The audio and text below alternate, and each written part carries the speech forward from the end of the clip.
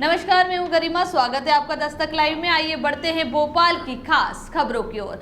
मंत्री नरोत्तम मिश्रा का बयान। प्रदेश में कोरोना के 10 नए मामले सामने आए हैं। हम 70,000 टेस्ट प्रतिदिन कर रहे हैं। इसी के चलते केरल और महाराष्ट्र जैसी हालत नहीं है। बाढ़ग्रस्त क्षेत्रों में बचाव कार्य जारी। अभी वर्षा कम हो रही है, जनजीवन सामान्य हो रहा है।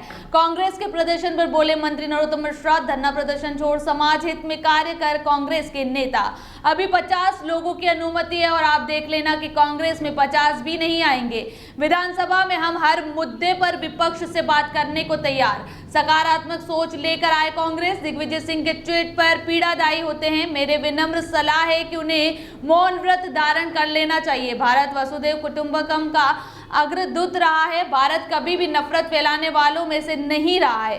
कांग्रेस द्वारा किए जाने वाले प्रदर्शनों का सबको पता है, लोग आते ही नहीं हैं। आयुष पीछे हो जाए सारा बता रहे पहले कोरोना ले लेता हूं।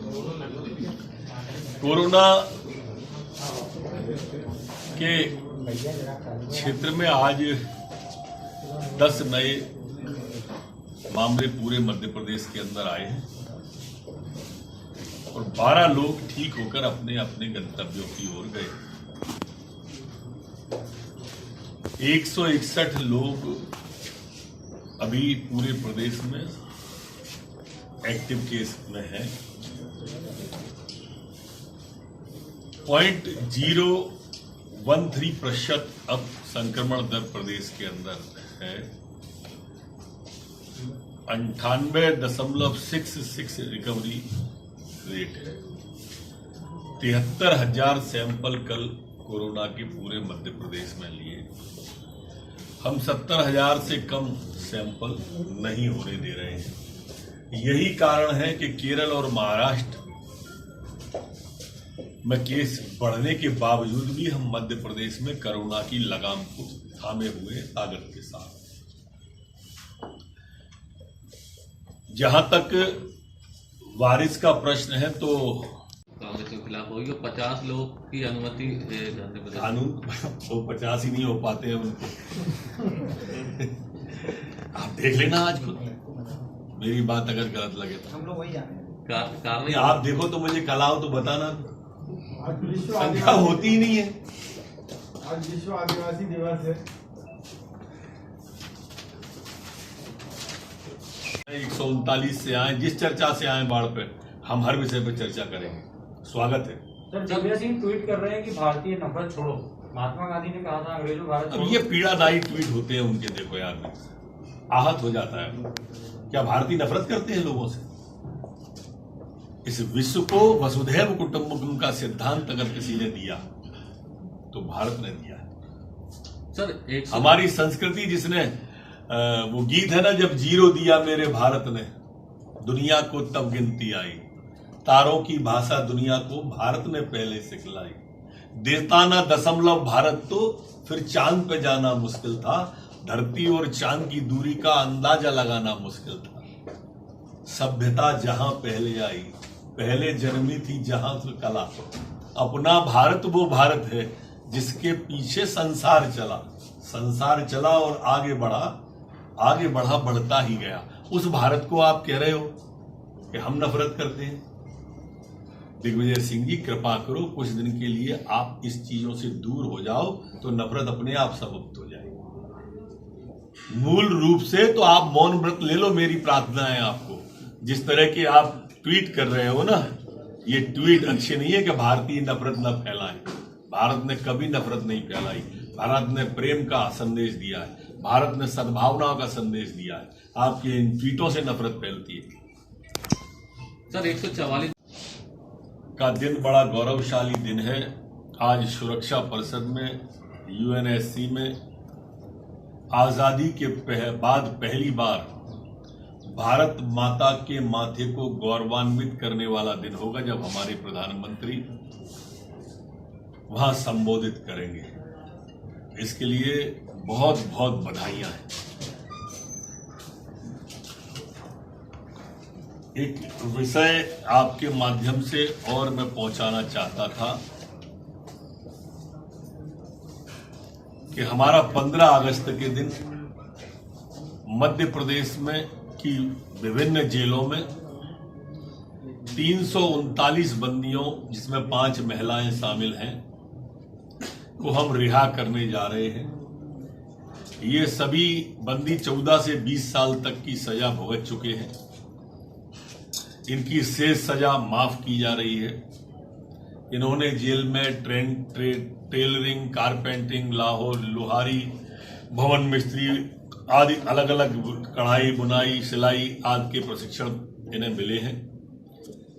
और इन सभी से मेरा निवेदन है कि ये सभी लोग रिहा होने के बाद में अपने को अपराधों से दूर रखते हुए समाज के पुनर्स्थापन और समाज की भलाई के लिए काम करें। इसमें उज्जैन 30 हैं, बड़वानी से 7 हैं, होशंगाबाद में 5 हैं, 2 हैं, जबलपुर में 21 हैं, रीवा में 25 हैं, सागर में 20 हैं, सागर में 2 और हैं, नरसिंहपुर में 4 हैं, इंदौर में 25 हैं, इंदौर में 3 अलग वाले हैं, भोपाल में 36 हैं। ऐसे 339 कैदी हैं जिन्हें 15 अगस्त को रिहा किया जाए। सर, न्यायावर घटना को लेकर कांग्रेस और विधानसभा घेराव करने जा रही है। देखो मित्र, कांग्रेस कभी भी किसी अच्छी बात की तारीफ करती हुई नहीं मिलेगी। वो अच्छी बात में भी कमियां ढूंढ ही लेते हैं और इसलिए वो विषय वो हमेशा उठाती है जो राजनीति से प्रेरित हो। सेवा से प्रेरित कोई विषय कभी नहीं उठाते। कमलनाथ कह रहे हैं सत्र बहुत छोटा है। सत्र अगर छोटा था तो मैं तो पूर्व के सत्रों में कमलनाथ जी ने कितना भाग लिया सत्रों में, कितनी देर बैठे वो। उनकी विधायक दल की बैठक में तो पूरे विधायक आते नहीं। हालात ये हो जाती है कि उन्हें खुद वहां अपनी डीपी उस पर से नाम हटाना पड़ता है नेता प्रतिपक्ष का। सार्थक चर्चा करें, सारगर्भित चर्चा करें, अच्छी चर्चा करें। सत्र का एक आध बार तो नेता प्रतिपक्ष उपयोग करते दिखे। आप रिकॉर्ड देख लो पिछले 1.5 साल का, और 1.5 साल के रिकॉर्ड के आधार पर फिर कोई विषय उठाए तो बात बने। अभी रमेश सिंह तोमर दिल्ली में स्टेटमेंट जारी किया है। कल कहा था कि जो वहाँ बाढ़ पीड़ित लोग हैं ग्वालियर में, उन्हें राशन उपलब्ध नहीं कराया जा रहा है। फर्जी स्टेटमेंट जारी सरकार कर रही है। देखिए, ये मैंने बताया ना कि पॉलिटिकल स्टेटमेंट है। आप मीडिया के बंधु हैं, आप ना कांग्रेस की मानो ना भाजपा की मानो, आप तो सीधा राहत शिविर में पहुंचो, पीड़ित गांवों में पहुंचो के राशन पहुंचा के देखो, आपकी बात साबित हो जाएगी। और आप ही इसको दिखाओ फिर कि कौन झूठा है। आप 100 में से एक आदमी को निकाल लें और फिर उससे अलग जाके कोई स्टेटमेंट दे लें, ये अलग बात होती है। आप सामूहिकता के साथ जाइए तो सही। ये लोग, इनके नेता, मैंने कल भी कहा था, एक जना राहत में नहीं गया।